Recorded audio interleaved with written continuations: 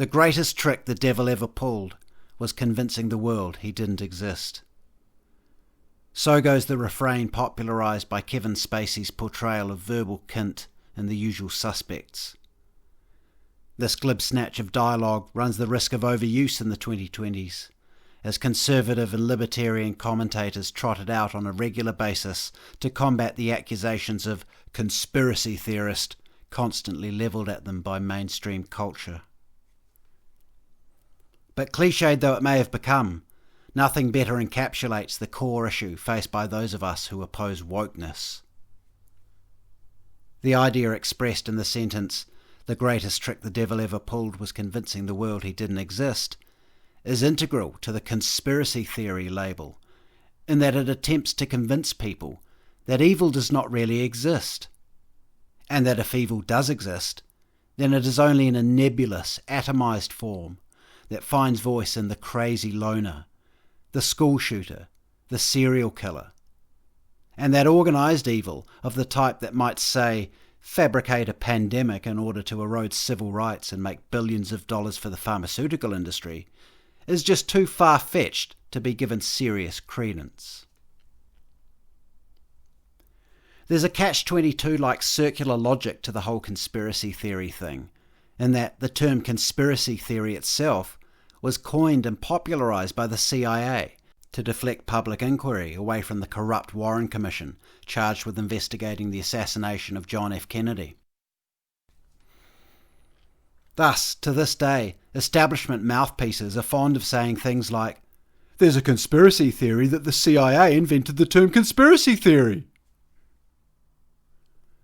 Bobby Kennedy Jr. and others have spoken about this at length, and the scrubbing of this widely discussed facet of 20th century law from most search engine results is telling in itself.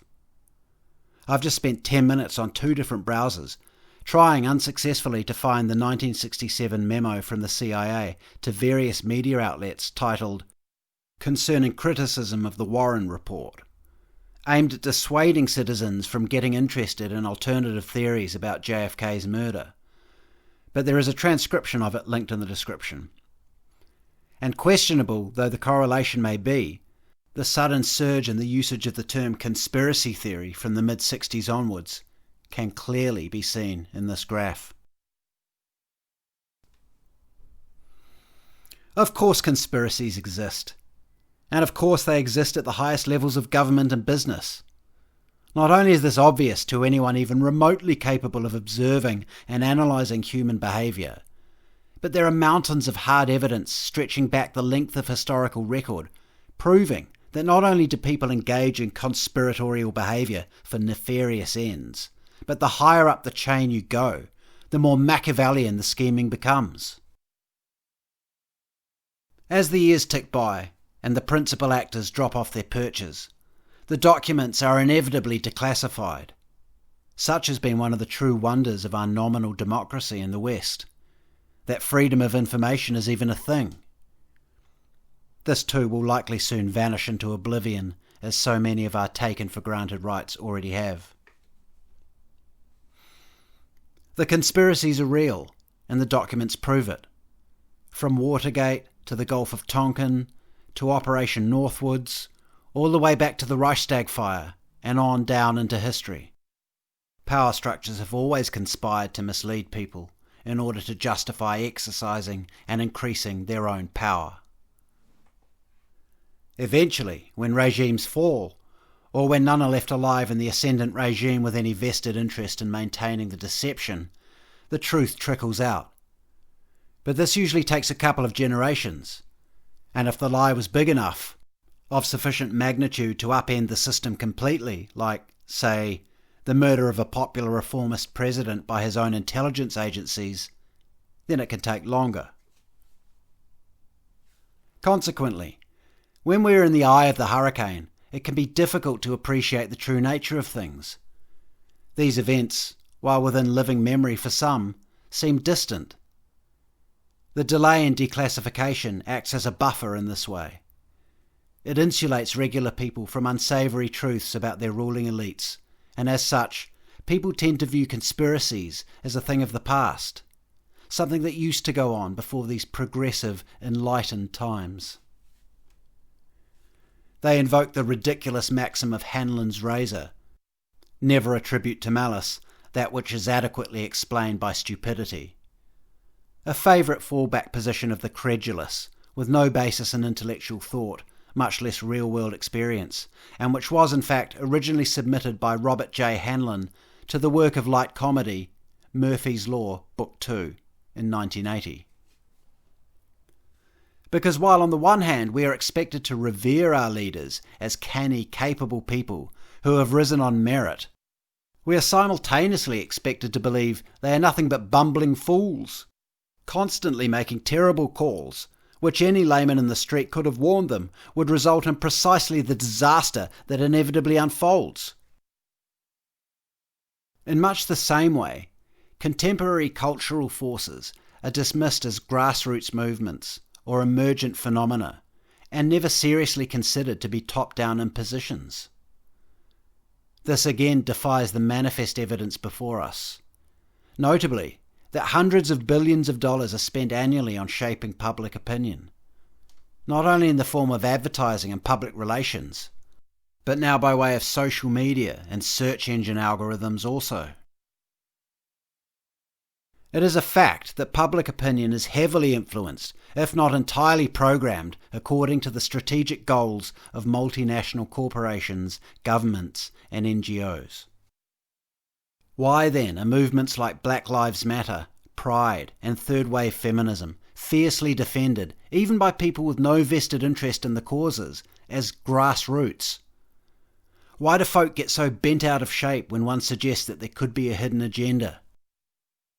Are we expected to believe that a commercial system that can trick us into consuming vast amounts of refined sugar, to the catastrophic detriment of our own physical health, is incapable of distracting us from noisy social causes that it doesn't even remotely care about? Are we expected to believe that this same system, which deliberately weaponized the human brain's dopamine response to create billions of smartphone addicts and a corresponding mental health crisis, is incapable of keeping our eyes on their products rather than off somewhere in woke la-la land? The credulous would argue, no, the corporations have adopted wokeness because it helps sell their products. The movement was too big and they knew they had to get on board or become irrelevant. This is nonsense. While it's true that wokeism gives the corporate establishment a handy shield to hide behind, this is merely a convenient byproduct of a much larger divide and conquer operation. As I've previously discussed, the woke revolution did not unfold in the way one would normally expect of a grassroots phenomenon. It exploded around 2012, as these charts from researcher Zach Goldberg illustrate. Such a sudden and dramatic upswing in the time, effort, and money being spent by the establishment on this one ideology is not indicative of the corporate world clumsily glomming onto the current thing, but rather the corporate world manufacturing the current thing.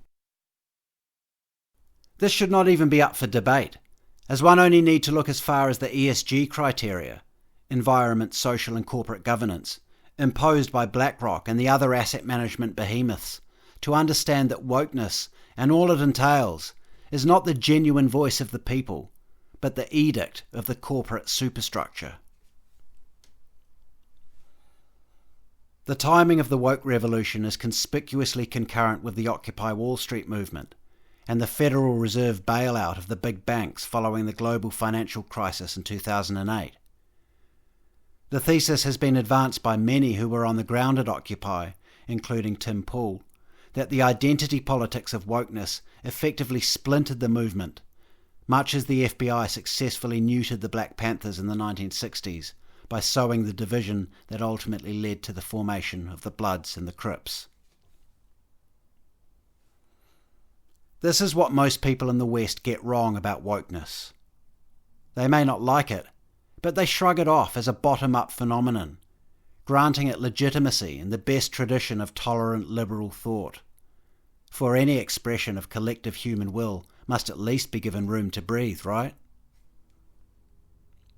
As such, Wokeness seeks to hoist our once free society by its own petard. It invites us to the table using the language of tolerance, inclusion, and equality, so sacred to our civilization, and then uses its moral high ground to silence all questions. This is not the behaviour of a grassroots social movement, but of an authoritarian political ideology. And when we look at who funds this ideology, there can be no doubt that the biggest players on the planet, the billionaires and the corporations that coalesce around them, not only aided and abetted this ideology from the start, but indeed were instrumental in its germination. Until people understand this, the battle against wokeness is doomed to failure. Far too many on our side of the aisle still believe they are just fighting noisy pink-haired lesbians and soy boys, cringy, laughable characters who only appear to have the upper hand because the liberal media are on their side for some inexplicable reason. No. These people are just the foot soldiers. They are the useful idiots, cannon fodder. The real enemy is the system itself, the system that fuels this profound division in our society for its own nefarious ends. This is what our side must collectively realise if we are to have any hope of victory. Evil does exist, and it concentrates itself in lofty power structures. It roils and seethes and consolidates its force, and it uses its vast resources to construct grand narratives and colourful fairy tales which have but one simple objective: to convince the world that it does not exist. Thanks for listening. Please subscribe to the channel so you don't miss any future videos. Please also subscribe to my Substack at jjdawson.substack.com. And if you'd like to keep in touch, please do follow me on Twitter at RealJJDawson. You can also follow me on Getter, Gab and Minds. And of course, if you enjoyed this, please do give it a like and share it about, because it really helps me out.